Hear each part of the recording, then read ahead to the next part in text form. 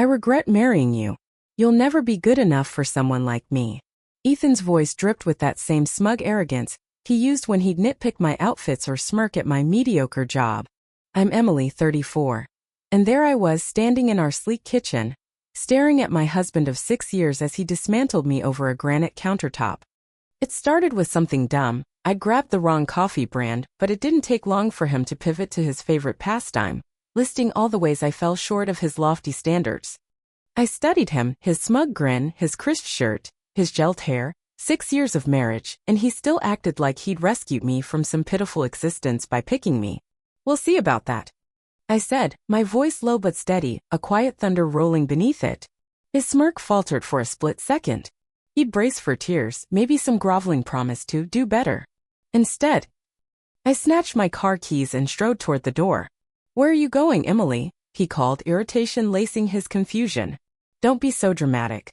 I'm just trying to help you improve. Improve? Like I was some fixer-upper he'd gotten bored of polishing. Every jab he'd thrown over the years, my boring clothes, my small-time career, my average life flashed through my head. Just the gym. I tossed back, which was true. But for once, I wasn't going because Ethan had side-eyed my jeans. I was going for me, to claw back something he'd spent years convincing me I didn't deserve. In the car, I didn't sob or scream. I didn't even text my friends to unload about his latest cruelty. Instead, I started a list in my head, a plan. Ethan thought I'd never measure up? Fine. Let's see what not good enough looked like when it walked out the door. At the gym, I signed up for a trainer, not to shrink into his ideal but to feel strong, to chase goals that were mine. Not his. My phone buzzed. A text from him. Don't forget dinner with my colleagues next week. We're something sophisticated this time. I pictured those dinners, him fixing my manners, downplaying my job, showing me off like a trophy he secretly despised. Looking forward to it, I replied, letting him think his barbs hadn't hit. For weeks till that dinner. He had no clue what was coming. Next morning, I booked a divorce lawyer before work. Ethan didn't notice me slipping out early. He was too busy griping about the eggs. Overcooked again, he sighed. Like I'd insulted his very soul. Why can't you get something this simple, right? You're right, I said, calm as ever. Guess I'll never be as flawless as your mom. He missed the sarcasm, launching into an ode about her culinary greatness. I tuned him out, mentally ticking off my list. Lawyer, bank accounts, new place. Each step a brick in the wall of my freedom. At work, I dove into a big marketing project I'd always shied away from. Ethan had convinced me I wasn't ready for more. Not everyone's cut out for ambition, he'd say. Like it was a privilege he alone possessed. My boss saw the shift instantly. This is killer, Emily, she said, eyeing my proposal. There's a senior marketing director spot open. You should go for it. A month ago, I'd have balked, hearing Ethan's voice in my head. Now, I'd love to, I said, grinning. That night, while Ethan worked late, I flipped through our wedding album. I barely recognized the woman in those photos, not because I'd changed, but because I'd felt something back then. Confident, worthy, loved. When had I let his digs bury that? My phone buzzed, my old college roommate Mia. Been forever. Drink soon. Ethan had hated her, pushy vibe, and I'd let that friendship fade, along with so many others. Love to. Tomorrow? I texted back. Ethan stumbled in late, reeking of scotch. Dinner with the partners, he bragged, tugging off his tie. Their wives, elegant, polished. Why can't you try that hard? I looked at him, really looked, and saw not the impressive guy he played, but a small man who only felt tall by cutting others down. Maybe you're right, I said softly. Maybe I'll never be that wife. He grinned, smugly satisfied. He had no idea I was already halfway gone. The next few weeks were a tightrope walk. While Ethan kept up his usual critiques, my hair, my job, my existence, I moved in silence. I opened a new bank account, funneled my paycheck into it. The lawyer confirmed it was mine. No matter how much Ethan acted like he'd single-handedly built our life. Mia helped me snag a gorgeous apartment across town, bright, modern, everything he'd scoff at as too girly. I signed the lease in my name only, a first since before him. At work, I poured everything into that director pitch, set for the same day as his precious dinner. Don't forget Thursday, he said over breakfast. The partners' wives will be there. Fix your hair, wear that blue dress I got you, something decent. That dress. His attempt to tame my loud style into his version of a proper wife. Of course, I said, buttering toast. I want it perfect. He smirked, thinking I'd finally bent. Meanwhile, a red dress hung in my new closet. A bold, unapologetic statement for my presentation. My phone lit up. Papers ready, from my lawyer. Apartment set, great view, from Mia. Boards pumped for Thursday. You've got this, from my boss. Ethan caught my tiny smile. Good news. Just work, I shrugged. He launched into his spiel about how I should settle for my safe job. I let it roll off me, untouchable. Thursday hit like a storm. My presentation was at 2 p.m., plenty of time before his 7 p.m. dinner. He left early, barking about the blue dress one last time. I stood before the board and read, my pitch a middle finger to 6 years of Ethan telling me I wasn't leader material. Outstanding. Emily, the CEO, said after. The job's yours. Why now, though? You've always had this in you. I thought of Ethan's voice holding me back. I finally saw what I'm worth, I said. By 6:30. I strolled into that fancy restaurant, not in his muted blue pick, but my blazing red dress, fresh off celebrating with Mia. Ethan's eyes bulged, fury and shock warring on his face. What are you wearing? He hissed. Before he could rant, a partner cut in. This your wife, Ethan? Heard a lot about her. I smiled, wondering what lies he'd spun. All good, I hope, I said, sliding into my seat. Ethan says you're in marketing, a partner's wife asked. Before he could shrink me down, I grinned. Yep.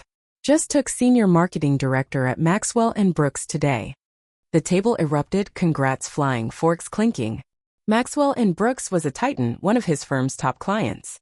Ethan paled. Senior director, a partner said, impressed. Ethan. You never said she was such a star. It's new, he stammered.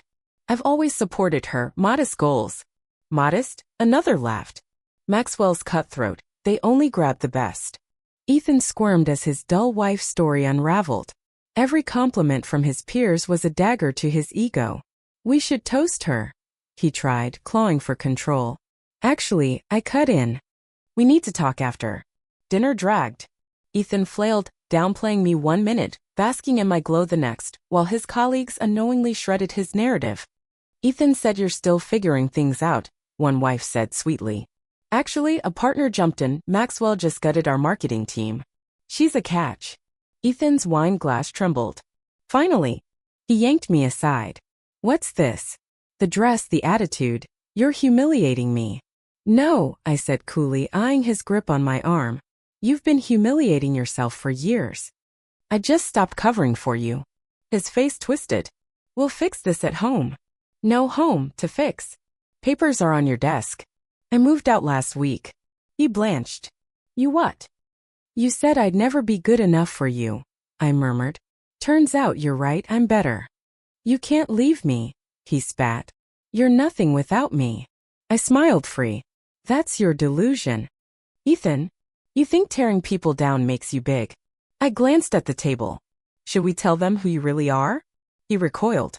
Emily, wait, I waited 6 years for you to value me. I'm done. He begged as I turned away, promising change, therapy, the works. Too late. The woman you married thought your criticism was love, I said. She's gone. A partner approached. All good. Fine. Ethan lied. She's just leaving, I finished. Big day tomorrow at the new gig. To Ethan. Papers are filed. Lawyers only from now on. I walked out, hearing the partner say. She seemed pretty reasonable. We should talk about your role tomorrow. The fallout was seismic. Ethan spun tails, I'd lost it, the promotion broke me, but that night had cracked his mask too wide. His colleagues saw the real him, the arm grab, the panic. The partners' wives swapped stories of his snide remarks. He always put her down, one told friends. We thought she was shy. Turns out, he was suffocating her. My new life bloomed. At work, my office screamed me bold art, cozy chairs, photos of friends Ethan had hated. Mia dragged me back to photography, hiking, cooking for joy. Not his approval. You used to laugh so much, she said. The divorce flew by, Ethan's threats in pleas piling up, each one proof of his unraveling. I forwarded them to my lawyer, silent. His mom called, echoing his tone. Ethan says you're being difficult. He just wants you to be your best. No, I shot back. He wanted me small enough to prop him up. I'm done with that. My promotion buzzed through our old circle along with tales of that dinner. Women I'd known for years reached out, stories of their own Ethans, their own escapes. My apartment became my haven, vibrant walls, comfy furniture, loud dinner parties where joy trumped etiquette. One night, a partner from that dinner stopped me at work. Ethan's on probation. That night exposed him. Junior staff came forward too. Looking forward to partnering with you at Maxwell. 3 months in, Ethan tried one last stand, showing up at my office, all fake remorse. You've proved your point. Come home. This isn't a point, I said, staring him down from my desk, awards gleaming behind me. It's my life without your poison.